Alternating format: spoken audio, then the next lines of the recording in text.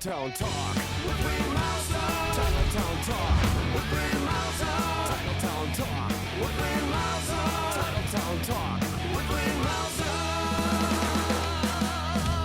Yeah! Good evening and welcome to Titletown Talk here at Killers in Appleton. I'm Wayne Mouser. Let's welcome our very special guest tonight, number 86, rookie tight end, Kennard Backman.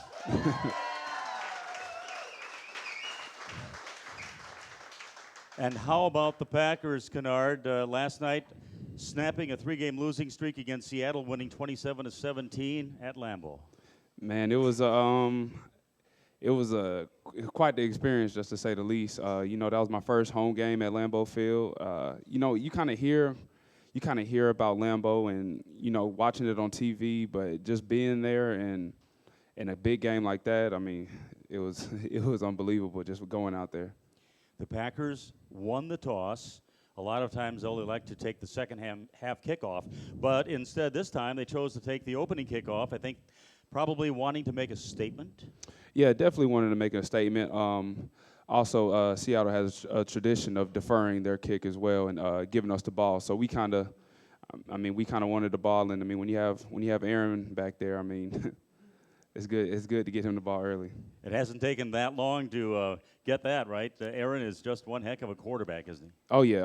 I mean, just a true professional, man. I mean, I enjoy watching him and his mannerisms just, in and out every day. Well, that opening kickoff resulted in an 80-yard, 10-play drive. Aaron hit James Jones. All the guy does is catch touchdown passes. Yeah, I mean, he's a vet. He's a vet in the game, and at the receiver position, he brings a lot to the table. 29-yard score with, in that first quarter yet, a nice, just systematic drive down the field. It looked easy. Mm-hmm. Just staying true to the game plan. And then Mason Crosby adds a field goal later on. It's 10-0 at that point. Then Seattle scores a field goal of their own, matching a 54-yarder by Mason, and it's 10-3 at the end of one. Now, the fans expected the game to be close. It was at the end of the first quarter. And then in the second quarter, it's still close, as it's 13-3, just a field goal. So the game settled down into kind of a defensive struggle. Mm-hmm. Yeah, I mean, I guess with the games, it's kind of hard sometimes to truly dictate what goes on. But, I mean, you could tell just the composure and the confidence within, kind of within us, and I could tell that. So I knew some good things were going to happen. And the defense of Seattle played well in the first half. The Packers held Russell Wilson down, Marshawn Lynch down, and you're thinking, how long is this going to keep going? And in the third quarter, all of a sudden they started to move the football. Were you surprised at any point in those two drives in that quarter, which resulted in touchdowns? Not surprised, because those other guys, they're professionals too. They get played to play just as we do. But Coach talked about adversity setting in, and you're going to have ups and downs in the game, and especially playing premier opponents like that. You have to know that not everything's going to go your way all the time. So we kind of embraced that and kind of ran with that. So we they put together a couple good drives, but we knew what we had to do. Russell picked up 78 yards on 10 carries, and one was a 48-yarder. And again, scoring two touchdowns, all of a sudden they have the lead at 17-13. And then you have to fight back, and in the fourth quarter is when Green Bay started to dominate. They played good defense. Jaron Elliott came up with a couple of big plays. One, a one-handed interception off a screen pass, and the other he forced a fumble. Oh, yeah. I mean, and, just talking about E, well, I call him E. Just talking about him, I mean, man, the man's a good player.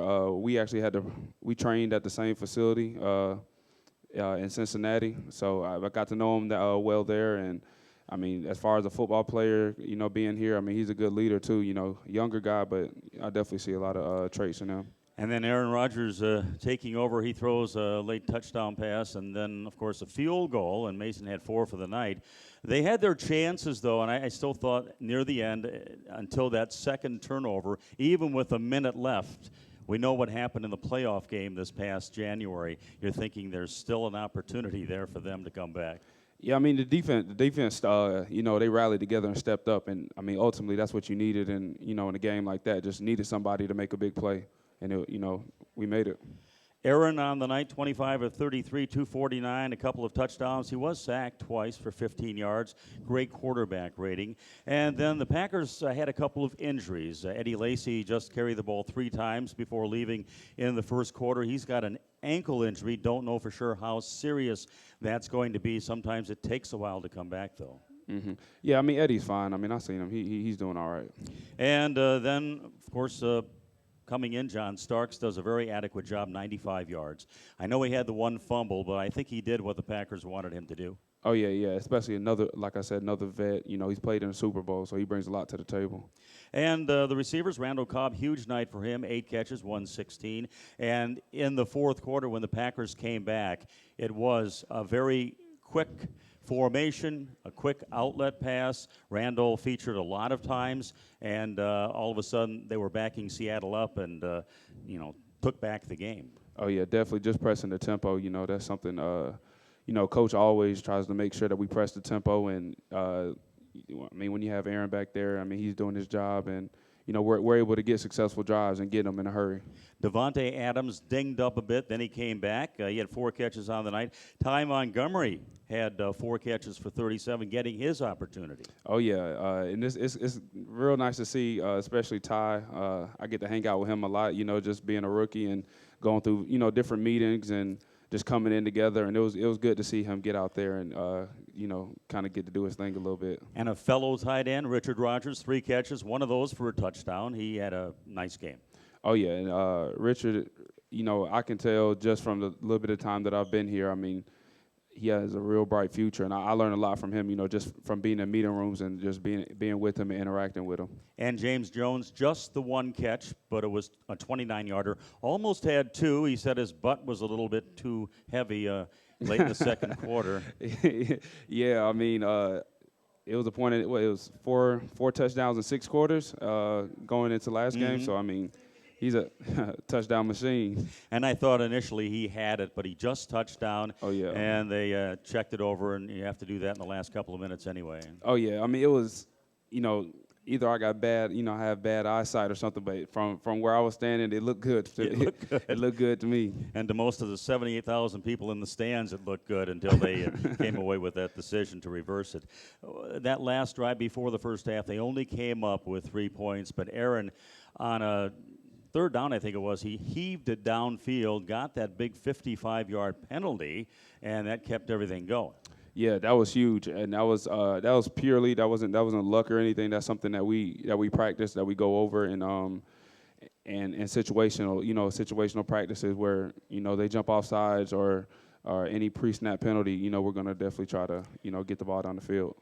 Well, again, the Packers doing what they have to do. They're off to a quick start now. The last couple of years it was 1-2. This year it's 2-0.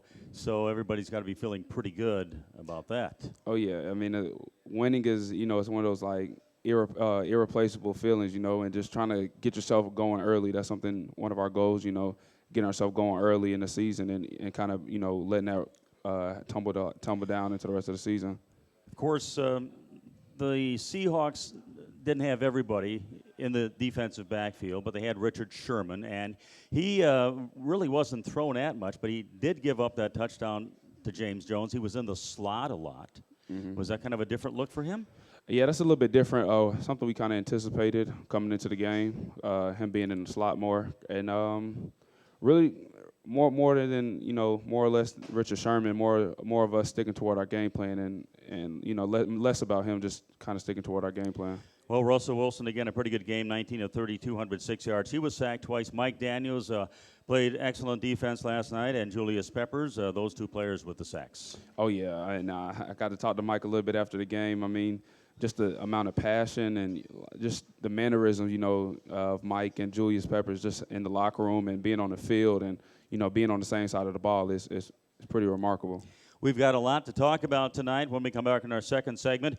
Our guest, Kennard Backman, we will find out where he was born and raised, went to school, and then take some audience questions. Again, you're watching Titletown Talk here at Chillers in Appleton on My New 32. This is Wade Bouncer, back after these messages.